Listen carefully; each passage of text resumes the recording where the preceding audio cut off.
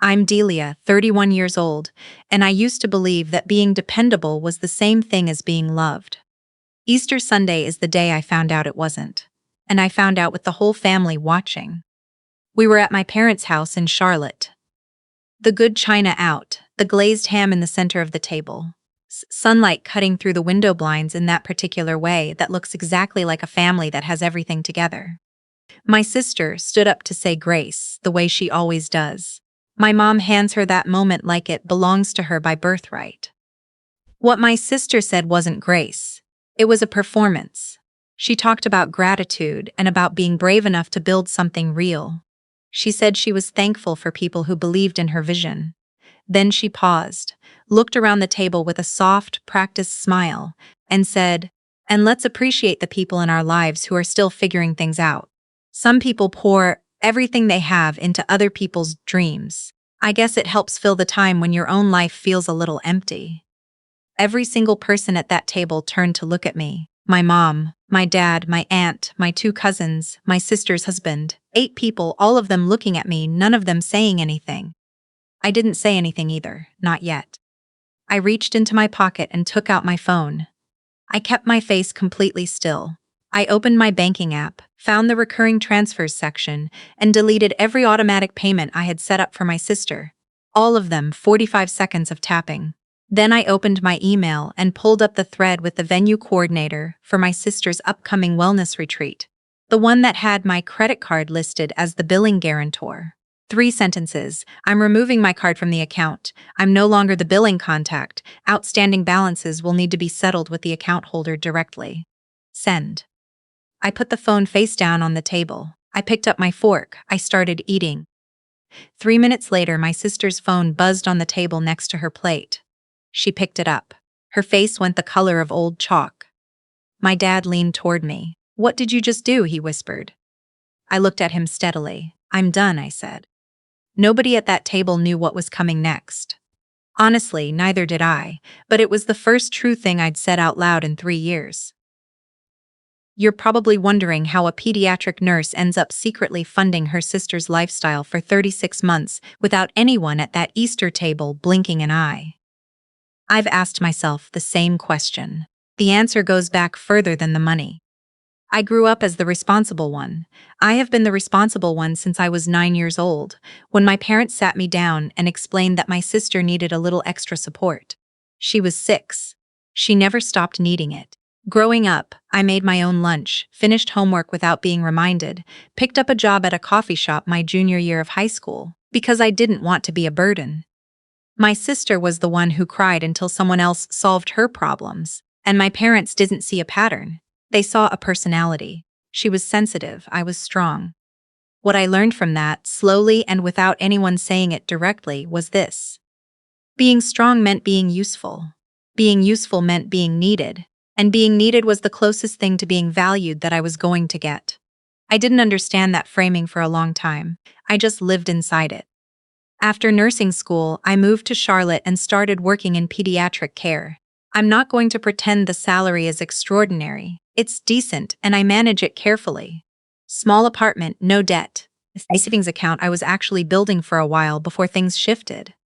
My sister married her husband 3 years ago. He does project-based contracting work, renovations, electrical installations, that kind of thing.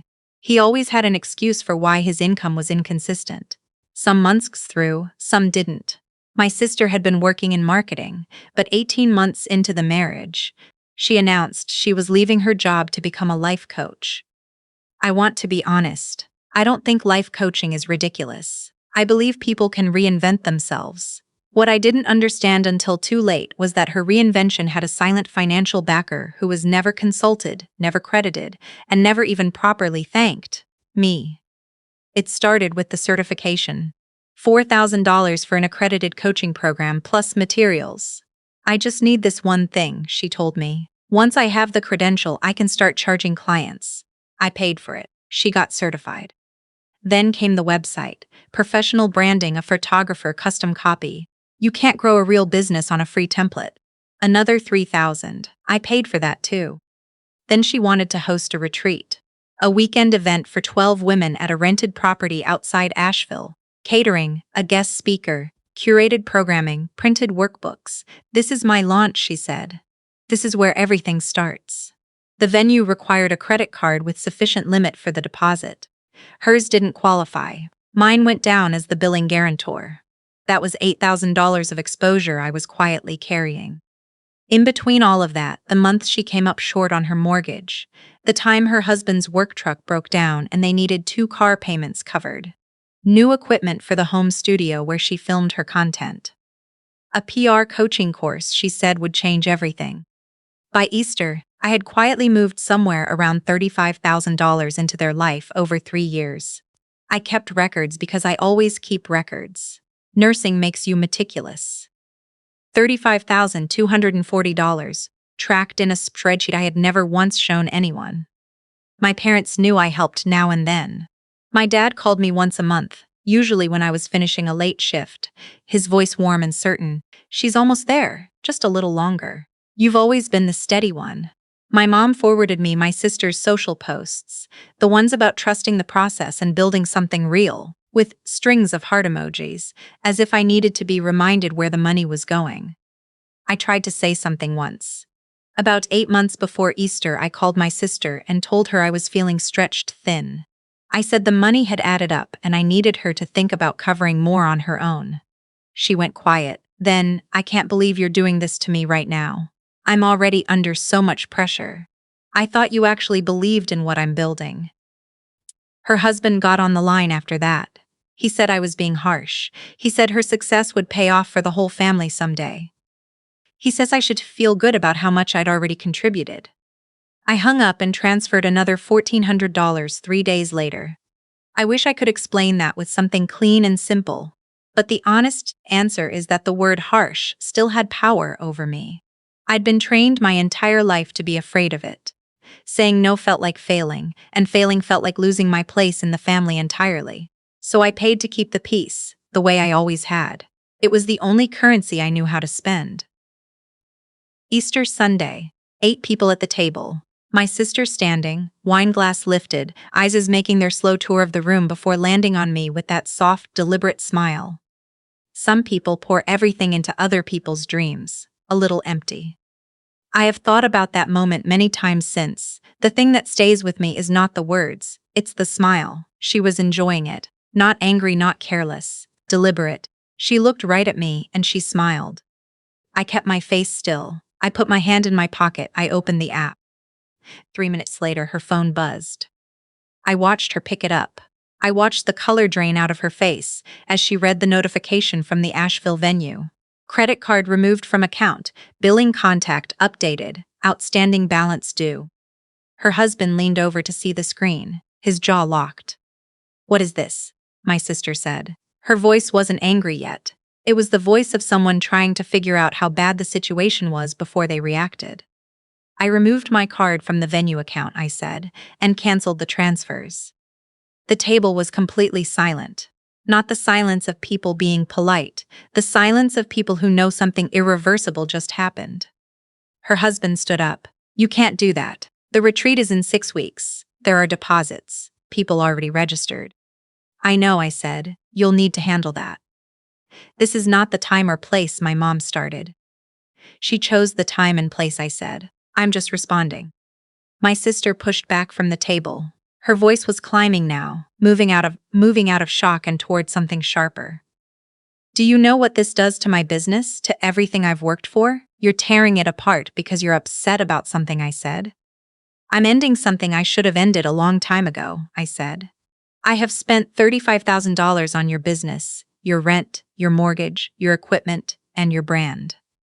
$35,000, which I can show you in a spreadsheet if you'd like. That's what I'm choosing not to continue." The number landed on the table like something thrown. My dad said my name in the voice he uses when he's warning me. Her husband pointed a finger across the table and said I was being vindictive. He said this was not what family does. He said I was making a scene. My aunt, my dad's sister sitting at the far end of the table, hadn't moved or spoken. She was watching everything. My sister tried one final time. Her voice broke a little. She said she was building something real. She said I had always resented her for having vision. She said I was the one who had volunteered, who had offered, who had kept helping without ever being forced to. She said if I had a problem, I should have said so like an adult, instead of ambushing her on a holiday. I stood up, I folded my napkin and placed it on the table. I did say so, I told her. 8 months ago on the phone, you told me I was being harsh. I picked up my bag and my jacket and walked out through the front door. I could hear my mom calling my name, and then my sister's voice, and then the sound of the door clicking shut behind me. I sat in my car in the driveway for a moment, then I drove home. I thought I was finished. I thought I had done the hard thing, and now I could just start over. 2 weeks later, my aunt texted me. Come by. We need to talk. Her voice, even in text, had that careful flatness that means that someone is about to tell you something they've been holding for a while. I drove to her house on a Wednesday evening. She made coffee. We sat at her kitchen table and she told me, without any preamble, that 8 months ago my sister's husband had received a settlement. A workplace accident. Legitimate, properly documented, and after the legal process, the check came to $75,000. He had deposited it into a personal account not shared with my sister, and they had told no one in the family. Except that wasn't entirely true. My aunt had overheard a phone call my father made. My parents knew. They had known for months. They knew and they never told me. And my dad kept calling me his steady one with that warm, certain voice while I was transferring money into an account that didn't need it. $75,000. 8 months. $35,000 from me during that same window. I sat with that arithmetic for a long moment. Why didn't they tell me? I asked. My aunt looked at me. Because you would have stopped. I picked up my phone and sent a group text to my sister, her husband, my mom, and my dad. I know about the settlement. I know you all knew. I am done. Don't contact me about money ever. My sister called in under 2 minutes. I let it ring. My dad sent a text that said we could talk and explain.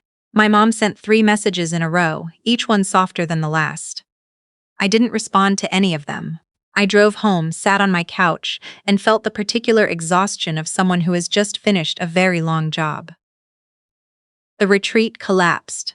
Without my card on the account, the Asheville venue required full payment up front, which my sister couldn't produce on the timeline. She had to return deposits to 12 registered attendees, which wiped out most of what she had in her business account. The guest speaker sent an invoice for a cancellation fee. A wellness blogger who had agreed to co-promote the event pulled out once word spread that the retreat was off. My sister's social following ticked down, not catastrophically but visibly. The posts got quieter. Less inspiration, more silence. She picked up a part-time position at a local wellness center, doing one-on-one sessions for a set hourly rate. She posted about it as a pivot, as an intentional choice to go deeper instead of wider. I read the captions once and recognized the language. She was still narrating her life as something chosen, something curated, even when it was just Tuesday morning and she had a 9 a.m. client and a mortgage to make.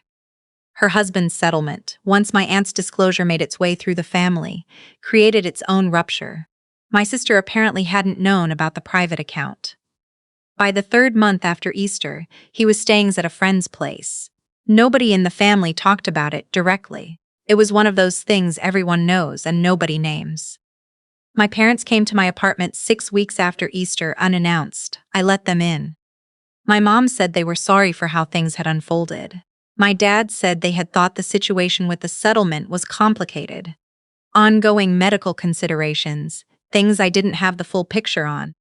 You let me spend $35,000 while you knew, I said.